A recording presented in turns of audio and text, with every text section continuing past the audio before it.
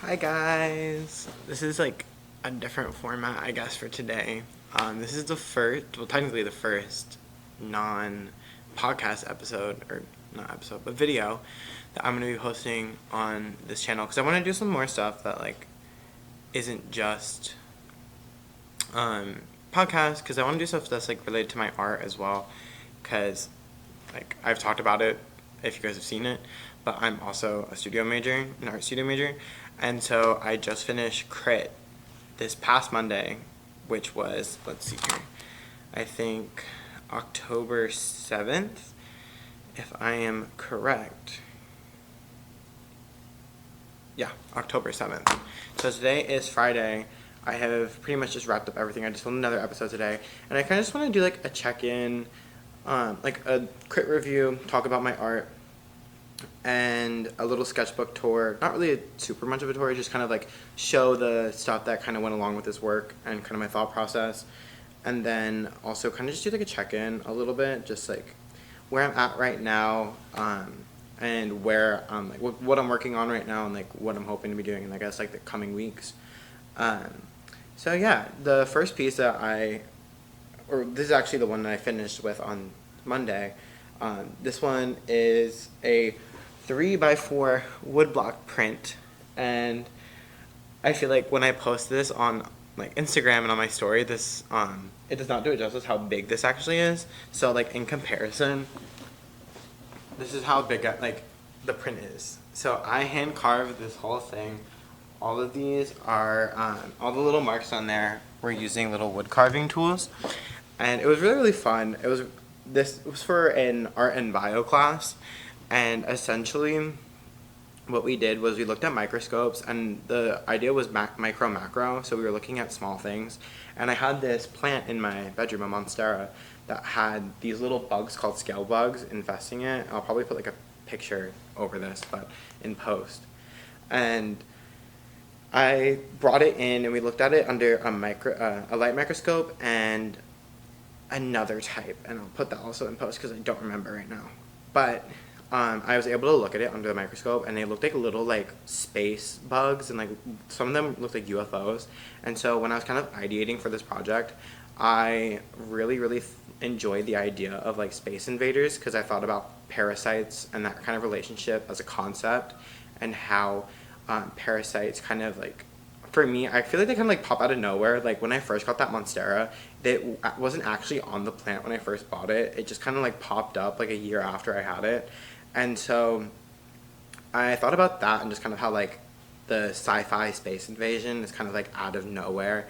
And so I thought that was a really fun idea to play with. And so I did a bunch of research for this project about how scale bug anatomy works, and like how they feed, and like pretty much all these. I learned one thing that was really cool, if you guys even care, but all the scale bugs that you can see are technically just females. So the females,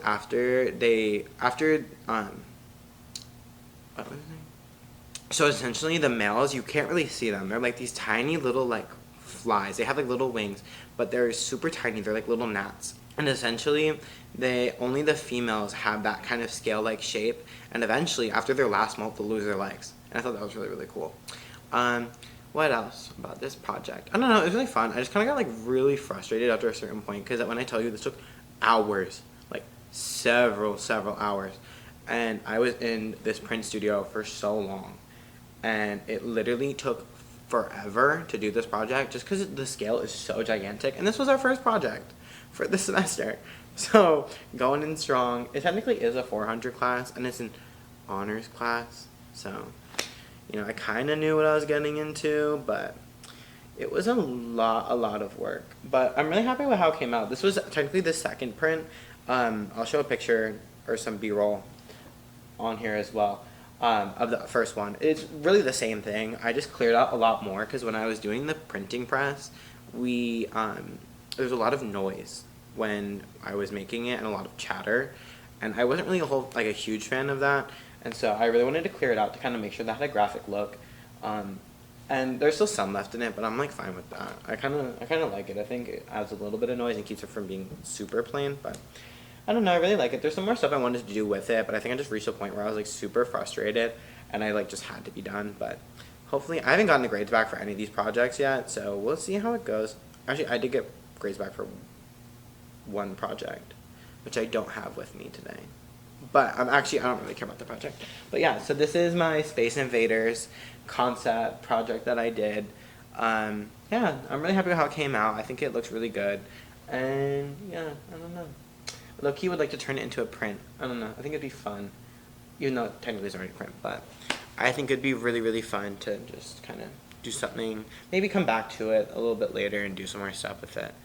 So yeah, this was the first project. And then be right back with the next project.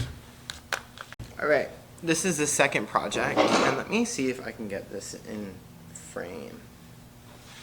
I don't know, I think it's in focus. I'm sorry if it's not in focus, I'll fix it later. But essentially this was my second project. This is for my narrative drawing class. And this is probably, although the other project was super big, I think this is the one I'm most proud of. This one probably took me like 2/3 of the time. Yeah. It was very close time-wise, even though it's much smaller. But carving time was similar to the other one. Because this one's hand-inked. This is 22 by 30. And I'm really happy with how this one came out. So this project is essentially based off my studies when I was in Korea. And although it's not a Korean myth or legend, it was still something I learned while I was there. And because I took an East Asian art history class while I was abroad this past summer, and I hate to keep talking about it, but this makes sense for what I'm talking about right now. But this project, I did a lot of research on Neolithic China because I thought that was like the most interesting thing that I learned about. There's a lot of other really, really interesting stuff that I learned about that I still studied while I was there. But something that I thought was really interesting was there was this specific bronze vessel from, what's it called?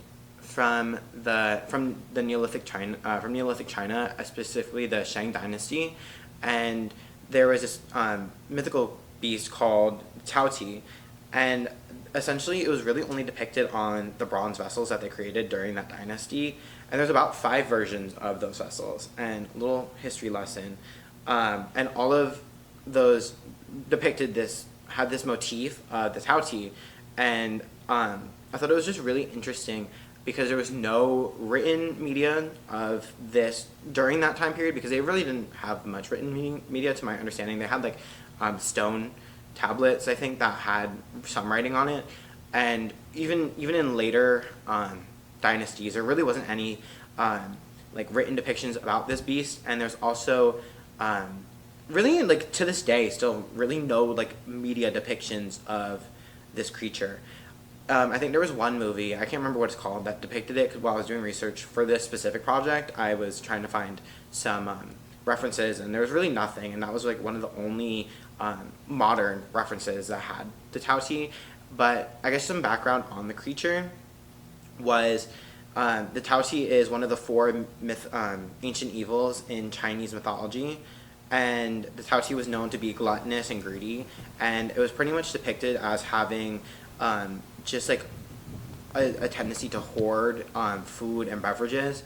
And at the time, in Neolithic China, they really had millet, rice, wine, water, and they also raised pigs.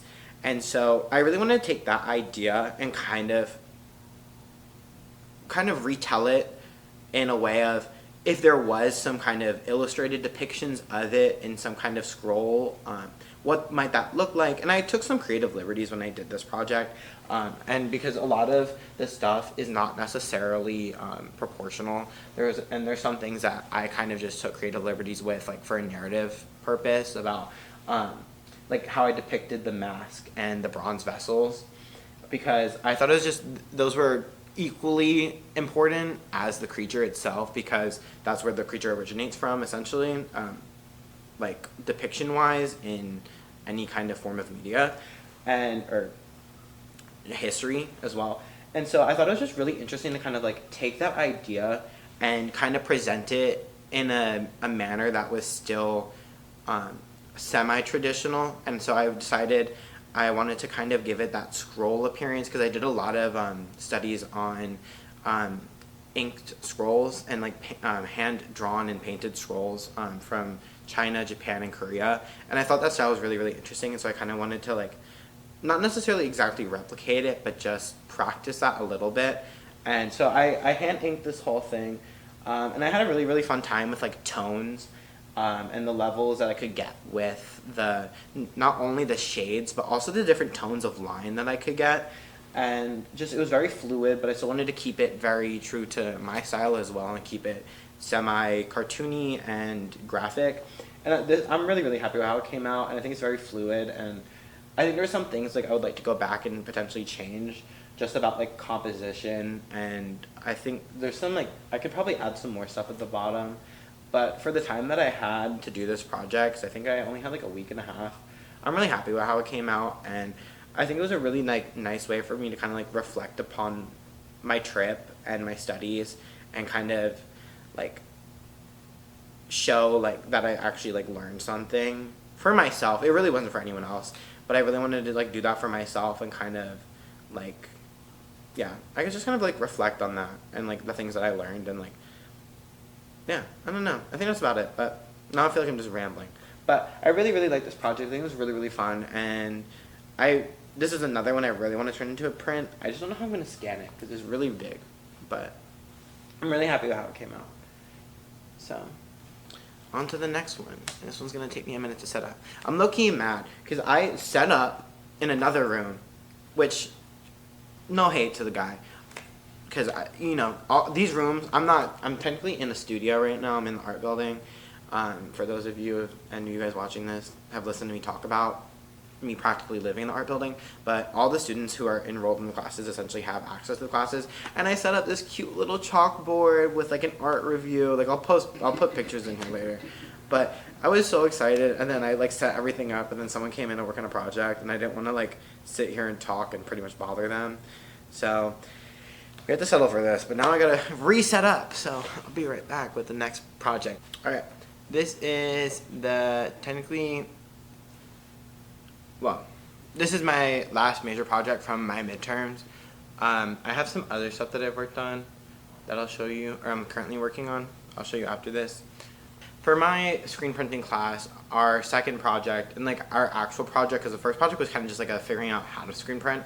For our second project, we had to do hand-drawn transparencies, and so we used like emulsion, and we drew with Posca pens on transparent film, and we created stencils on our screens.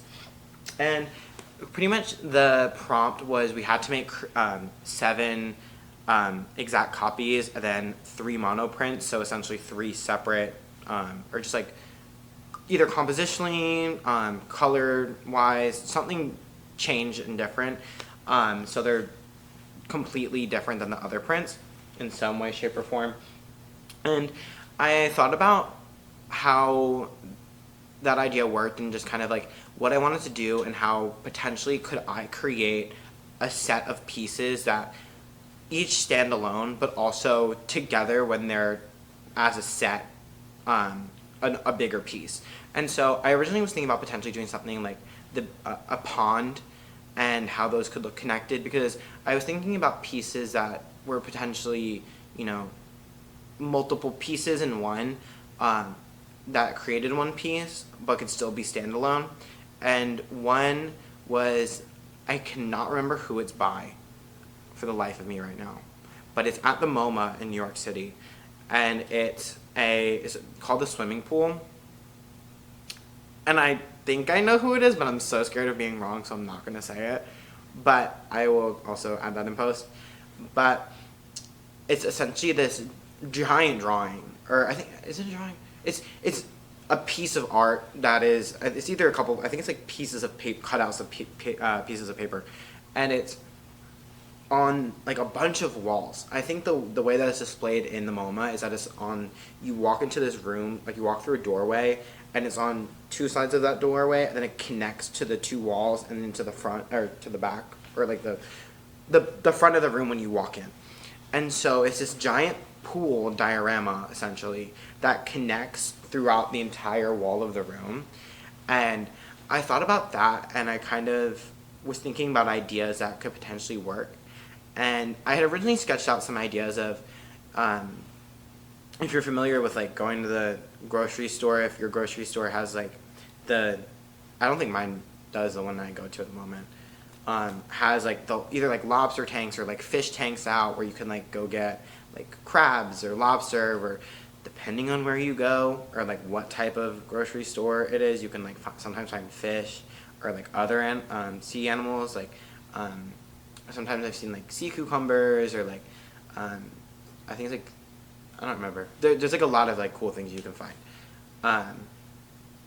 And I was working on a sketch on that like a long time ago, and that kind of popped back into my mind, and I was thinking about fish tanks and how when you go to a pet store, like Petco, you see like a wall of fish tanks. And I thought it'd be really interesting to like kind of have a standalone fish tank, but also create kind of a diorama, for lack of a better word, of all the fish tanks together. So I thought it was just a really cool idea to have something that would be still cohesive while still separate.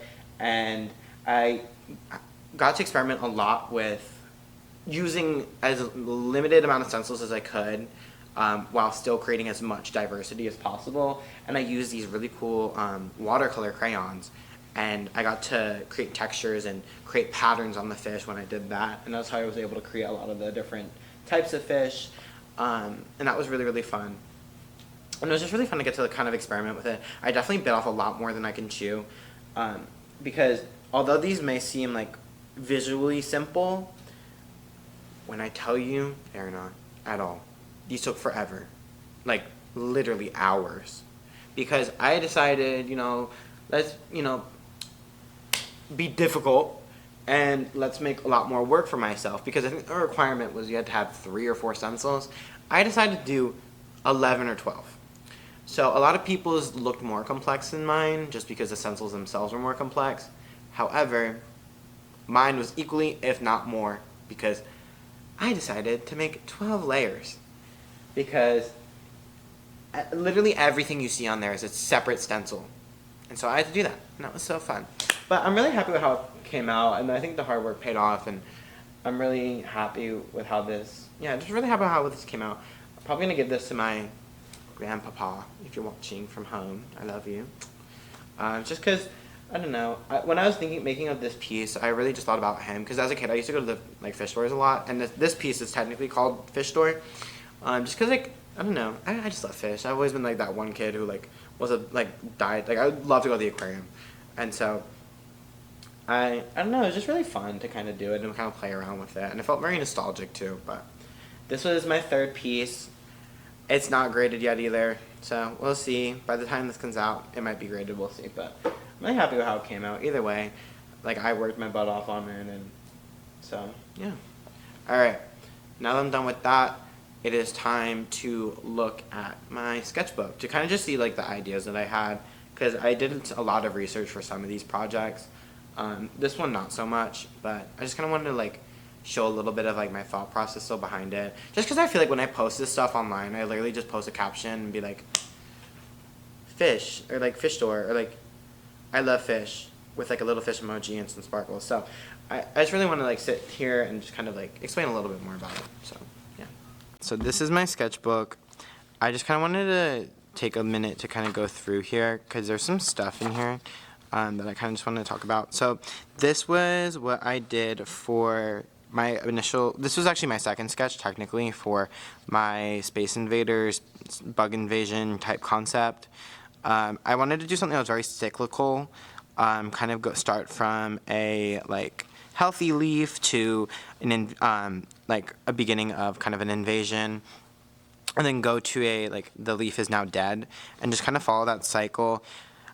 I felt like it was kind of like a little bit of a basic approach and not super in-depth, but I still really enjoy the way that it came out, and I don't know, I really enjoy like the circular composition to it and just kind of like the added little elements. Yeah, that's really all I have to say about this one. I did like a lot of research in another sketchbook because I accidentally bought the sketchbook late. But yeah, so this is this like sketch that I pretty much referenced when I was drawing the digital version of what you saw as a final print. And this was actually, oh, so this is another, this is actually not for, this is not for a midterm at all or really anything, but I was just sitting in the library, and actually I want to talk about this piece. I'm going to talk about it after this, after I go through my sketchbook, or I'll probably clip it beforehand. But I wanted to really draw like a praying mantis, and I just thought they were really interesting because there's this one Pinterest post that I really, really liked, and I'll put it up here as well. And I just really liked the way that they used the one color green and got so many different values with that color green, and just the way that the line art or the line art worked. And so I was like, oh, like I want to do something like just a mantis, and I thought that was really cool. And at the same time, I was just going through a lot of other references, and I came across just some kind of like angelic, like not angelic. I came across some just like depictions of bugs and mantises and other bugs in general, and how when they're displayed they look very like they're splayed out, and it kind of reminded me of angels. And I was thinking about that, and I was looking through my Pinterest, and I saw a lot of just kind of like not cartoon depictions of angels necessarily, but just some more like stylized depictions.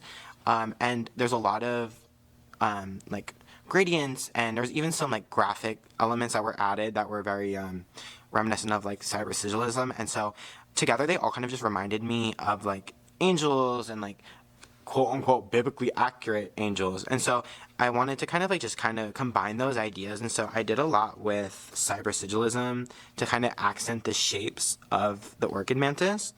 And I thought it was just really cool how I was able to kind of create shapes like this. I wanted to kind of think of as like an antenna, and this to think of like maybe as like a wing almost. And when we go back onto this one, this was something I was actually really happy with, because I wanted to create one that kind of not only mimicked an orchid, but the different anatomical parts of the mantis as well, and kind of combine them together in a like symmetrical cybersigillism-esque design. And so this whole part here is an orchid, and I wanted this to kind of be the head, the antennas coming out. I don't remember if I kept that. I think I did not include the eye because I didn't like the way that it looked. But I also kind of added the crown that you can see on the top of the orchid mantis as well. They have like these little like ridges up here. Yeah, at the very top, you can kind of, at the top of this head, you can see like a little crown. And so I just kind of wanted to combine all these elements. Like there's also the arms, legs, or fangs, and the different little spikes that they have on their legs. And why is it keep doing, why was not focusing? Yeah, so I kind of wanted to add like the arms, the legs, the fangs, and just all the kind of different elements that kind of went into both parts, and just create something that was cohesive and just really interesting to look at, I guess, as well. And so I'm really happy with how this piece came out. I think it like aesthetically looks really nice, and I actually, this is probably the piece I want to turn into a print the most, just because I feel like it personally didn't get the love it deserved, because I was really, really happy with this piece. But, you know, this is all just notes from class and just kind of like about narrative structure. And then this is all of my notes. We also did some studies about just different movie scenes. We got to pick whatever we wanted to do. So of course I did Studio Ghibli, and we just kind of like picked them apart a little bit and just kind of discussed the composition, the colors, and just really everything that contributed to narrative like aspects in the film. But then we also, this was the project description for the first one, and this is all just my research that I did about just different stories from different cultures and research interests and books and movies and different films and just content, whatever. And I was really, as I said, I have done research about the Tao-Ti before, and I was really interested in it. And because there wasn't really any media that really depicted it visually except for the motifs on the bronze vessels, I really thought that that would be kind of a strong idea. There's some other ideas that I listed here about like different yokais and other like you know, like folklore, like American urban legends that I kind of wanted to do, but I just felt like those are always like so many people have done those before, and I feel like the amount of art related to the Tao Te was very, very limited, and I had a knowledge enough to kind of do some research and like further research and kind of create a drawing based on it. So I decided to go with that, and that's kind of where this is a lot of the ideas that I was working on. I originally had thought about maybe like a Kraken idea, some like, and this is still not focusing, but some ideas about like Glowfish, Atlantis, and then I don't know. This was another depiction of the Tao Te. I thought it looked too much like the tiger thing from Coco, so I scrapped that a little bit, and I just kind of played around with like some ideas. There was some myths that I learned about how the Tao Te would also suck up the water from the Yellow River during flood season. And I really like that idea, and I low-key kind of want to go back to that a little bit and maybe do another like drawing to kind of create a companion piece, but I just simply did not have the time for that. And then this is just more ideas about just like the vessel itself. I was thinking about maybe just doing one solely on the vessel, and then there was another one that was about like the Tao Te as well. And so yeah, I don't think a lot of this is focusing, and I'm so sorry guys, but that's what you get. This is low budget. And then this is some stuff about my screen printing project, about the fish tanks. And I originally kind of wanted to do frogs because I had pet frogs for a very long time. I had them for two different points in my life. And I thought it'd be really fun to kind of do like frogs on leaves and create different patterns and create a piece of like a forest of frogs. But then I felt like that wasn't as strong conceptually, so then I moved on to the pond. And I liked the idea, and I kind of would like to do that again if I have the chance, but I ended up coming with the fish tank idea, and I thought the fish tank idea was that. But for now, that's all. Yeah, that's kind of it for me right now. I would love to do, I'm going to definitely film some more of my printing process that's coming up. And then just, I want to do some like other projects, like little personal projects, and kind of take you guys along for that if you're interested, or if anyone even watches this. But it's been fun. I had a good time. I don't know, I just really wanted to record myself and kind of talk about my process and some of the things I was thinking about when I was creating these, because I do put a lot of time and effort and thought into these projects, and I really feel like when I post them online it doesn't really come across with that, just because I really don't show anything. But that's really it for me. Thank you guys again for watching. Have a good night, because I'm recording this and it's so late. As you can see, these bags are under my eyes. And I'll talk to y'all later. Bye. Get that remote.